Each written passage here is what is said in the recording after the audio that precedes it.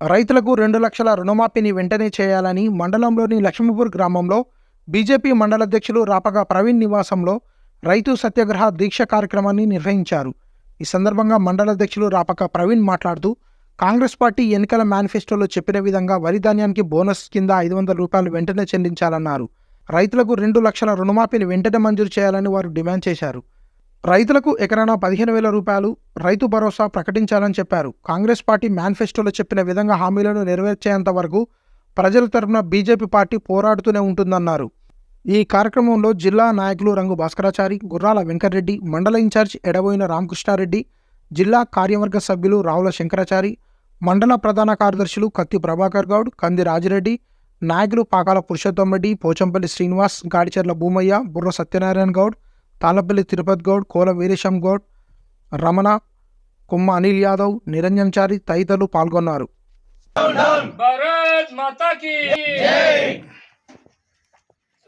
కూర్చుంటేనే అది వెనక ఫ్లెక్స్ కనబడుతుంది.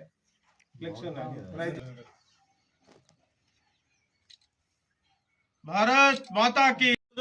కాంగ్రెస్ పాలనలో రైతులు తీవ్రంగా నష్టపోయినారు. ఈ యొక్క అకాల వర్షాలకు నష్టపోయిన రైతులను వెంటనే ఆదుకొని వారికి ఎకరాకు 25,000 రూపాయలను వెంటనే ప్రకటించాలని భారతీయ జనతా పార్టీ డిమాండ్ చేస్తూ ఉన్నది.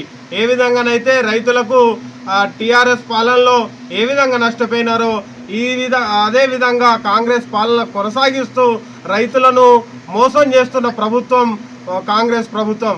వెంటనే 2 లక్షల రుణమాఫీ తెచ్చుకోండి. డిసెంబర్ 9న మీ అకౌంట్లలో 2 లక్షల రుణమాఫీ చేస్తా అని గద్దెనెక్కిన రేవంత్ రెడ్డి ఈరోజు హామీ మరిచి ఆయన పాలన కొనసాగిస్తూ ఉన్నాడు. రైతులను విస్మరించిన ప్రభుత్వం, ఎద్దు ఏడ్చిన వ్యవసాయం, రైతు ఏడ్చిన రాజ్యం ఏనాటికి బాగుపడలేదు. రైతులతోటి పెట్టుకుంటే బిడ్డ మట్టి కొట్టుకోబోతావు, కేసీఆర్కు పట్టిన గదే నీకు పడుతుందని తెలియజేస్తా ఉన్నాం. భారతీయ జనతా పార్టీ తరఫున రైతుల పక్షాన పోరాడేందుకు మా బండి సంజయ్ కుమార్ గారు వారు పిలుపునిస్తే ప్రతి ఒక్క కార్యకర్త కూడా మేము కదిలి రైతుల పక్షాన రైతులకు అండగా నిలబడతామని తెలియజేస్తున్నాం. అనేకమైన హామీలు ఇచ్చి, లెక్కలేనని హామీలు ఇచ్చి అధికారంలోకి వచ్చినాక ఎట్లయితే అట్లా అని అనేకమైన హామీలు ఇచ్చి అధికారంలోకి వచ్చింది. అందులో ముఖ్యంగా రైతులకు సంబంధించి 2 లక్షల రుణమాఫీ చేస్తామన్నారు, ఫసల్ బీమా యోజన అమలు చేస్తామన్నారు. ఎకరానికి ఇంతకుముందున్న గవర్నమెంట్ 10,000 ఇస్తుంది, సంవత్సరానికి 10,000 రైతు బంధు ఇస్తుంది. దాని పేరు మార్చి రైతు భరోసాని పెట్టి మేము ఎకరానికి 15,000 రూపాయలు ఇస్తామని అధికారంలోకి రావడం జరిగింది. మద్దతు ధర 2,200 ఉంది. దానికి అదనంగా 500 బోనస్ ఇచ్చి ప్రతి గింజ కొంటాము అనడం జరిగింది. కానీ ఇంతవరకు ఏ ఒక్క హామీ అమలు చేయలేదు. మేము 9 తారీఖున ప్రమాణ స్వీకారం చేసిన తెల్లారి మీకు రుణమాఫీ చేస్తారు 2 లక్షలు అన్నాడు, అది చేయలేదు. రైతు బంధు ఎకరానికి అంతకుముందున్న గవర్నమెంట్ కనీసం 10,000 ఇచ్చేది, 10,000 లేదు, 5,000 లేదు, రైతు బంధు లేదు ఇంతవరకు. దాన్ని అయిపోయింది. ఇంకా ఫసల్ బీమా యోజన అన్నాడు, మొన్న రాలవనోటే కొన్ని వర్షాలు కూడా పోయిన సంవత్సరం నష్టం జరిగింది, మళ్ళీ నష్టం జరిగింది.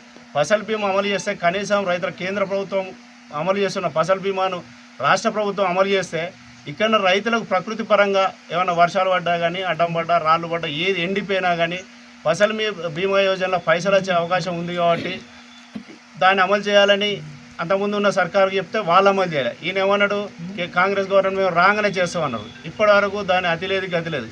అలాగే ఇప్పుడు సీజన్ స్టార్ట్ అయింది, చాలా జిల్లాలలో వరి కోతలు అయిపోయినాయి, వడ్లు స్టార్ట్ అయినాయి. బోనస్ క్వింటాలకు 500 బోనస్ ఇస్తాను, మరి ఎప్పుడు ఇస్తావు? దానికి ఇంతవరకు దాన్ని ఊసేయలేదు, కనీసం బోనస్ గురించి నువ్వు మాట్లాడలేదు. అంటే దొంగ హామీలు ఇచ్చి అధికారంలోకి వచ్చిన కాంగ్రెస్ ప్రభుత్వం ఇవాళ ఏ ఒక్క హామీ అమలు చేయడం లేదు. 6 గ్యారెంటీలను 6,000, 60,000 అవి గంగలవన్నీ, కానీ కనీసం రైతులకు సంబంధించినవి అన్న ఖచ్చితంగా అమలు చేయాలి. చేయకపోతే ఇవి ఎప్పుడో కాదు, ఈ పార్లమెంట్ ఎన్నికల్లో పడిన కాంగ్రెస్ను పొందబెట్టడం ఖాయం. మా అధ్యక్షుడు రాపాక ప్రవీణ్కు పూర్తిగా మద్దతు ఇవ్వడం కొరకు మా మండల పార్టీ నాయకులు అందరం కూడా ఈరోజు ఇక్కడికి ఈ గ్రామానికి వారి ఇంటికి రావడం జరిగింది. రైతులను పూర్తిగా ఈ కాంగ్రెస్ ప్రభుత్వం విస్మరిస్తూ ఉన్నది. ఎలక్షన్లలో 2 లక్షల రుణమాఫీ అన్నాడు, ఇప్పటి వరకు ఆ రుణమాఫీ యొక్క ప్రస్తావన ఎక్కడ కూడా తీసుకురావడం లేదు. 500 రూపాయల బోనస్ అన్నాడు, ఆ బోనస్ లేదు.